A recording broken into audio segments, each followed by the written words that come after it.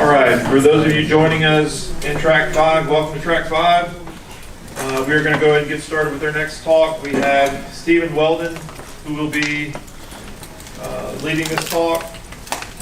Stephen is currently an instructor at Augusta University. He instructs in the School of Computer and Cyber Sciences, and he also works at Savannah River National Labs.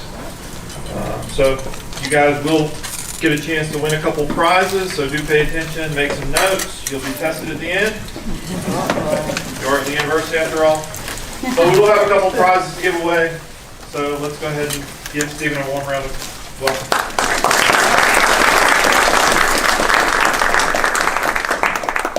Hey, thank you all very much. I'm Steve Weldon, and it's my pleasure to present here today at B-Sides 0XA. And just to start off, everybody's tracking on the 0XA, right? Yeah. Okay, I just want to make sure, this is our 10th anniversary, but we'll also lead with, did y'all ever hear why 6 was afraid of 7 in Canadian hexadecimal? Because 7, 8, 9, A. All right. So there we go. So we're going to talk, we're talking a bit about just a random topic, random numbers, try to have a good time, but let's start off with the important stuff. Tonight, 10:59 p.m., $1.4 billion are on the line. If you go for the cash payout, $614 million. I mean, this is good stuff. So, just to kind of recap what's taking place with Powerball, y'all have probably seen how the game is played. When they do the drawing, there's 2 fish bowls, and then in one fish bowl, you get a bunch of white balls dumped in there, 69 of them. 5 numbers are selected from the white balls, and then there's the Powerball fish bowl, and 26 balls are dumped into that one, and one of them is picked from that, and that's how it goes. So at 10:59 p.m. Eastern time tonight, somebody down in Tallahassee is going to tell me that my retirement plan is set, and that I don't have to rely on my speaker fees for B-Sides Augusta to kind of make ends meet. And yes, whoever wins, on the off chance that it's not me, what's going to happen is they're going to submit that 2-minute notice to their employer. Peace out. I know it's 11 o'clock at night, but here we go. So let's look at this a little bit more, just to kind of dig in. On the right, you kind of see the chart about what the odds are with Powerball. So we look at this chart and we see, man, we're shooting for that 1 in 292 million chance that we're going to match all 5 white balls in the Powerball. And that would be awesome.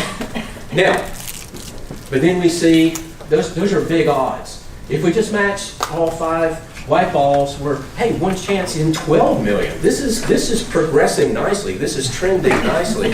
Then there's all the way down to the $4 ones that we match, say, a white ball and the Powerball, or just the Powerball itself. And we made $4. So what does Powerball ticket cost? It costs $2. We've doubled our money. This ain't bad. But we see how the odds work here. And we see that the overall chance, the overall odds of winning anything, any sort of prize, is about 1 in 25. And draw your attention to that 1 in 25. I'm going to talk about that in just a little bit, in a different sort of scenario. But let's also note that this chart on the right, with all those odds, that represents 4.02% of all the potential numbers in Powerball. 4.02%.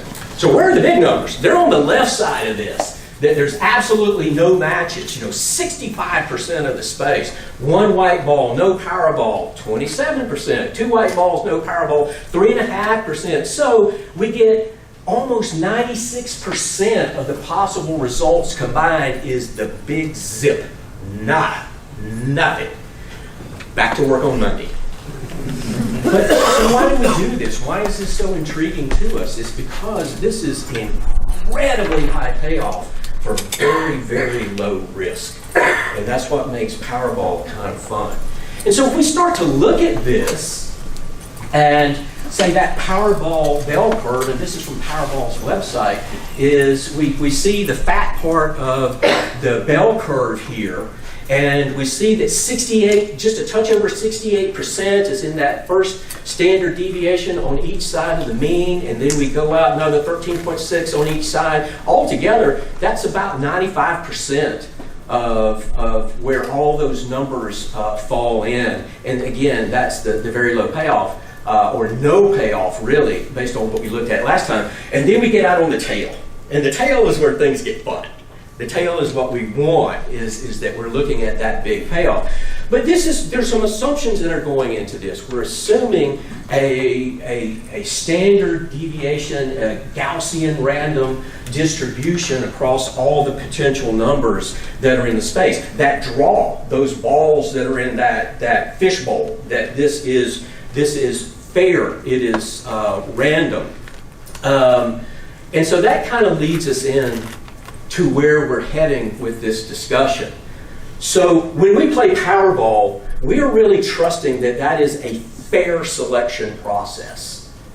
And we can trust it. But what if it's not? What if there was a scandal that for some reason when that selection is made Monday, Wednesday, and Saturday night, there was something that was skewing the numbers? Well, if they skew the numbers in my favor, so be it. But if those ain't my numbers, I'm a little upset. So yeah, there could be a problem. Now you see this bullet here. Well, what if nobody from Augusta wins? There's a little bit of a story behind that. Over 20 years ago, if you remember, the Augusta Entertainment Weekly would come out and say, here's what to do in Augusta this weekend, and it had rants and raves. And nobody cares about the raves because they say, hey, everything was awesome. Who cares? The rants were fun. When people were just complaining. And I read one, again, this is over 20 years ago, and they said, the Georgia lottery is unfair because not enough people from Augusta win. Okay. That really caused me to think a lot more than I should have thought about that rant. But that begs the question, what does randomness really mean? What does fair really mean? Can we define it? And then also what we'll see as we progress is there such a thing as random enough? And how do we define random enough for particular circumstances? So if you start to look at, say, random number generations or randomness, you'll see that the definitions are kind of all over the place. There's really smart people who've struggled with how to define random. So it tends to be, it's very irregular. There's no pattern or no discernible pattern, or it's unpredictable, and it comes down into the probabilities and pure luck, or just a coinkydink. It's a coinkydink, the coincidence that this happened. Okay, so maybe that's the way we look at randomness, and then the infinite monkey thing is just a lot of fun. If you take infinite monkeys and you put them at a keyboard and they start banging away, the overwhelming majority of the stuff that those infinite monkeys are going to produce is just pure gibberish. But when we look at the probabilities, although it's a very small probability way out on the tail, those infinite monkeys eventually will produce the complete works of Shakespeare. Now, mathematically, that yes, you can get there, but whoa, are we really going to wait for that? Probably not. So this is Robert Coveyou. He's got one of the greatest quotes about random numbers ever. Generation of random numbers is too important to be left to chance. He actually had this as a title of a paper he did in the early 50s. Brilliant guy, Oak Ridge National Lab. He did a lot of simulations, did a lot of work in areas that needed good random numbers. Brilliant guy. He was an incredible chess player. He's a Tennessee State champion chess player for years and years and years. But this is often thrown out when we talk about random numbers, is to kind of frame the argument of what we're really looking for. But why are we interested in random numbers? Well, from a cryptographic standpoint, we'd like to create strong keys And strong keys are generally pun intended, are linked to having good random numbers to see that algorithm to create keys. And because we're talking about the cryptographic process, let's not forget the cryptanalytic process. When somebody is trying to bust that, and if we're using bad random numbers or we're messing up the implementations of our algorithms, that puts us at risk. We've already talked a little bit about simulations, but anybody that's in modeling and simulations and they want to do Monte Carlo situations, they're trying to do a lot of different variations of variables to see what the potentials are and run it over and over and over. Computing just makes Monte Carlo simulations the coolest thing in the world. And so we're looking at some of those items that can be the interarrivals, the service times,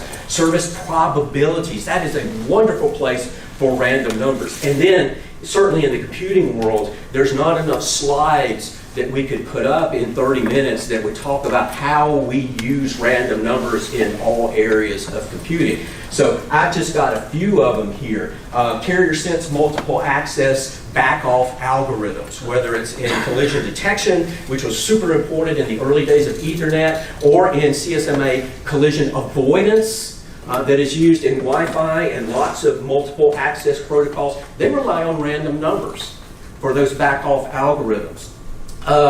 If you're interested in blockchain, proof of work, you've seen a lot of areas where random numbers are used as part of that. And I threw out the burp suite sequencer just because it's kind of fun. But if we're testing the randomness of tokens, session tokens that are created, for instance, then that is one of the things that sequencer looks for. Are these tokens that are being generated random, or is there some discernible pattern that can be used to either make them vulnerable, the system vulnerable, or to potentially attack it?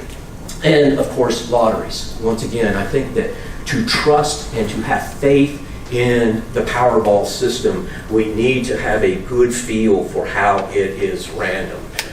But we also know that not all random numbers are created equally. We like to think, hey, we generated a random number and it's truly random. Oftentimes in computing, that is not the case. Can we get truly random numbers? Oh, yeah, sure. And generally what we're doing is we're measuring that physical process, and those measurements are being used to generate random numbers, and we'll talk about that a little bit more as we get into quantum. But really, for our purposes, we're more in tune with the pseudo-random number generators. And so what we're looking at there, they are algorithmically generated, which makes it really nice for us because we can generate a whole bunch of them really fast, but we also know that they're not really random, not truly random, but we often look for the characteristics of that generator that is going to mimic the statistics of a random distribution, equally distributed across the entire space. And so we'll look at some of the tests that can be done with that. And then if you're interested in cryptography, then we look at the cryptographically secure random numbers. And this is really where we get into good old Kirchhoff's principle from way back when. And you remember that he famously said, you assume your enemy has access to the algorithm, to the method that you are using to secure your communications. So it's not your algorithm that makes the difference, it is the key. And how do we make keys? We make keys through random numbers. That is the secret sauce. I don't think the secret sauce thing is a direct quote from Kirchhoff, but who knows. When we do this, when we're looking at cryptographically secure random numbers, we have additional requirements of those numbers. So, for instance, if I have access to random numbers that have already been generated with such a system, that I'm not able to predict the next number with any certainty greater than 50%. So think about, I have a whole string of zeros and ones. What's the next number? If I can consistently go over 50%, then we might not want to use this particular algorithm. The opposite is also true, is that if I have access to numbers that are being generated now, I should not be able to backtrack in time and recreate the numbers that have been generated in the past. That's bad. So for a cryptographically secure algorithm, we're looking for this forward and backward security in both directions. And from an algorithmic perspective, really, 10 minutes. We're also thinking that we're looking at unpredictability and polynomial time. If this is outside polynomial time, you want to take the entirety of the remainder of the universe to crack it, vaya con Dios, it's your world. But polynomial time, making it efficient to do. So very quick on a toy example of this where you can see some of the issues with common random number generators in C#. If you're doing rock, paper, scissors, lizard, Spock, very simple, all hail Samcast, Big Bang Theory kind of shout out. Is you set it up so that you're generating random numbers for both the player and for the computer using the random class. And the code is very simple. You instantiate an object from the class, and then you generate a random number, quote unquote random number, for each of the players. So you see how the next method is called with the arguments of 0 and 5. So this is inclusive exclusive behavior on this. So it's going to generate a number between 0 and 4 because we have enumerated rock, paper, scissors, lizard, Spock in this particular example in order to do this. But you do this in just a random class and you start to see there's a lot of ties. Now, are ties possible when you're doing rock, paper, scissors, lizard, Spock? Outside of the human element, where if you saw the Big Bang Theory stuff with when Raj and Sheldon were doing this, they always tied because they always did Spock. And good for you if you can actually do this. You get ahead of the Chick-fil-A line. But we know just the math is super simple. Is we got 1 chance in 25, so it shows up again that both players will select the same thing if the numbers are pretty good. So when you start to see a whole bunch of ties, you know that something ain't right. And so maybe you dig into the random class and you start to see how is the algorithm seeded. It's seeded from the system clock.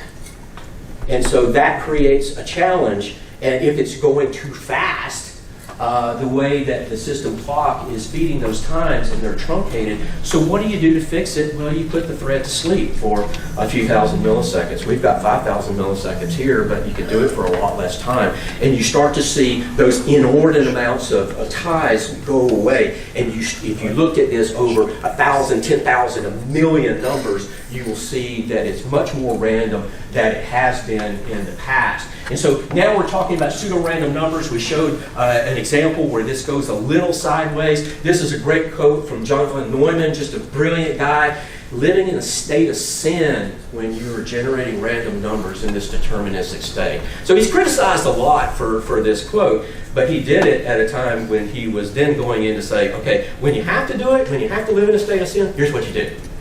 Because that's where we are in a lot of areas in computing. And so we just recognize that some random number generators are better than others. Mersenne Twister is quite good for a general purpose pseudo-random number from 1997 with Matsumoto and Nishimura. And that period length is based on a Mersenne prime, which is 2 to the raise to a power -1. If that results in a prime, that's a Mersenne prime. And this has proven very effective, especially with large primes, when it results in large primes, like this MT19937. So when you have a period from the time that the algorithm starts generating numbers until it starts to repeat, that is 2 to the 19,937th power -1, then you've got a really long period, and that looks like it's good for general purpose pseudo-random numbers. It is a big, big number. If your numbers start repeating after 2 to the 32, then you've probably got a system that is susceptible. So that begs the question of what is random enough. When we shift over to cryptographically secure random number generators, cryptographically secure pseudo-random number generators, then we have those extra requirements of the system. And some examples of this, and Apple products have used Yarrow in the past, using Fortuna now. Microsoft's cryptographic API uses the CryptGen Random. There is a version of the Mersenne twistor, crypt-MT, which used Mersenne twistor as the internals, that can be used as a cryptographic secure pseudo-random number generator. So it's good enough for cryptographic applications, and then some standards like FIPS and NIST you see right here. I've just got that sub-bullet about a kleptographic backdoor story here, because just kleptography is, that's mind-boggling. But if you look at the revs for the first revision and the second revision of this NIST standard, there's one algorithm that is not in the second version of the standard, because it dealt with elliptic curve cryptography, and there was at least reportedly a backdoor that was put into that by some governmental entity, and there was lots of drama around 2015 on this, and so that algorithm was removed from the standard. But then there's quantum. Everything's about quantum, right? We like to talk about quantum. And it turns out that quantum mechanics is a fantastic source of entropy. We can get lots of good randomness out of it. So you see lots in the literature about quantum random number generators, whether it's using radioactive decay, which has been around forever. So we see that generating random numbers from quantum mechanics, quantum effects, is really one of the more mature quantum technologies that are out there. And then in this section about noise, where you see the shot and the flicker noise in electronic circuits, it's really bizarre. It's like the current granularity of the electrical current through, creating this noise. Depending on the frequency of it, it's either shot or flicker, but it's really kind of weird, and it's hard to determine, is this thermal or is it quantum? And so you see some reflections of it, but other folks just kind of dismiss it. One of the big papers that I used in the preparation for this, they just kind of washed over it. But optical is where a lot of this stuff is used. When we're doing these particular things like states of light, and we're looking at time of arrival, photon counting, vacuum fluctuations, those are just cool names. But the optical aspect of quantum effects is really, really promising for quantum random number generation, and it's rather affordable too. So it is really good to look at. Now, with quantum, it's not just a free lunch. There's a lot of overhead that's associated with this. Say in the photon detection, there is a period of time where the system has to be reset in order to then detect the next photon that's coming along. So the system has to be careful excuse me, about that reset value, but it can just take in as many photons, as many of these detections as possible, and then do some cleanup in order to generate the numbers that we have. Super, super promising with even in the realm of using untrusted hardware to generate trusted numbers. I mean, that's fantastic. And with the protocols that are there, it makes it very very affordable and very doable. And I just got to say, I just crossed my mind. I feel so bad about Schrodinger. Did y'all hear what happened to him? Schrodinger got pulled over for speeding, and the officer, as part of the stop, said, "Hey, do you mind if I check your car?" And Schrodinger said yes. So officer's looking through his car, and then officer came from the trunk and said, "Hey, sir, I don't know if you knew this, but you've got a dead cat in a box in your trunk." And Schrodinger says, "Well, I do now." Right. So when we generate all these random numbers, regardless of whether they're pseudo-random, they're true random, cryptographically secure, we often want to test those. And so there's a lot of statistical suites. NIST has a fantastic statistical test suite written in ANSI C. There's also products like Test U01, Die Hard, Die Harder 2. But really what you're looking at, regardless of the suite that you're using, is a number of statistical tests to be able to determine how well do these numbers stack up. And it's interesting because some of these that we're very familiar with do great on certain tests and fail other tests. Regardless of whether we're talking about pseudo-random or we're talking about even quantum random numbers. But it is certainly felt that quantum random numbers that are quantum randomly generated are going to be certainly performed at least as good in these statistical tests, because we want a good feel for all those characteristics of these numbers and how they are used. So if you're looking at, well, how do we make the choice? Because there's a lot of environments in computing that we could go. So you just kind of have to, we just kind of have to look at what our goal is, or if we're falling in on a system, how was the system designed? Are we looking at true numbers, general purpose pseudo-random numbers, or cryptographically secure random numbers? And then we look at the environment that we're in, what hardware and software we are. How is it performing with statistical analysis? Do we have any memory issues? Do we have energy consumption? And so if you look at this in particular environments, like here, I'm putting some info in from a paper on using quantum random number generators in constrained IoT environments. And we know that IoT environments are very constrained. You see some recommendations. Hey, let's use Knuth as a general purpose, non-cryptographic pseudo-random number generator. And let's use SHA-52 spring as the C spring. So very specific recommendations given that environment. But in general, these particular authors said, hey, if you're going to do general purpose stuff, let's separate general purpose from cryptographically secure. Let's prefer software over hardware for pseudo-random numbers. And then we can certainly use hardware like in thermal noise, electronic circuit noise, to add additional entropy to what we're feeding in to our cryptographic algorithms. But if you look at this in constrained IoT, then it might be completely different if another application that you are using. And so some of those that you've seen in previous years and going into the future, is lots of those, well, how can we get entropy, how can we get randomness that's coming in from other sources, say get it over the web, and then use it in our systems? And NIST has the project for entropy as a service, which is nice because it uses quantum entropy, and you can do secure time with it as well. But what it's doing, it's feeding entropy in, and then you can use that entropy in order to feed the algorithms that you're using locally. That's generally the way the NIST project is. There's hot bits, which is used for many years in radioactive decay. They've kind of gotten away from that, and if you still want to use it, they do an Intel CPU-based effort. But then Coveyou is interesting because they offer some products for cryptographically secure, but also cryptographic protocols that are used in the IoT world. It's really interesting to see what they are offering. And then they say, oh, we also have a product that is post-quantum. It's going to be really fantastic, which is really interesting because then you get into super big science and you have to say, well, the post-quantum capabilities, where do you stand on quantum non-locality, which really goes to Einstein's special theory of relativity and the ability to communicate faster than the speed of light. So this is pretty wild stuff. This is what sci-fi movies are all made out of. It's fantastic. So that's really what I wanted to do as we get ready to break for lunch.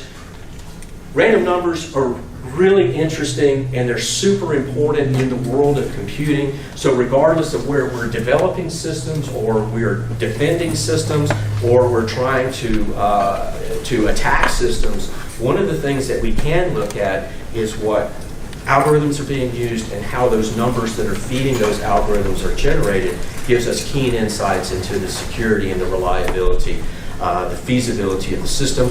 Good luck in Powerball tonight. All right. So, thanks, Stephen. He'll be available for a couple minutes to answer your Powerball questions. But we do have a couple gifts to give away. Raise your hand if you, don't say it out loud, if you know any of the quotes, the authors of any of the quotes that he put on the board. You, sir, in the Hawaiian shirt there. John von Neumann, Living in Sin. Is he correct? Neumann. Correct. Neumann. Yeah. Would you pass that back? And we also have a book that we're giving away. Stephen, do you have a question you'd like to ask? Yes, the Mersenne twister that we called out as being a very common, very it's used. What was the Mersenne prime value that was given? It's MT something. Oh, me. Yep. Well, this lady had her hand up first. Did you have? I don't remember the equation. I just remember that it was the period blank that's called the Mercenary prime, but he probably knows. Okay. Do you have the number? 2 to the 19 1,937. Okay. Nice. Minus one. Minus. Oh, Phil. I got it. Congratulations. All right, thank you all.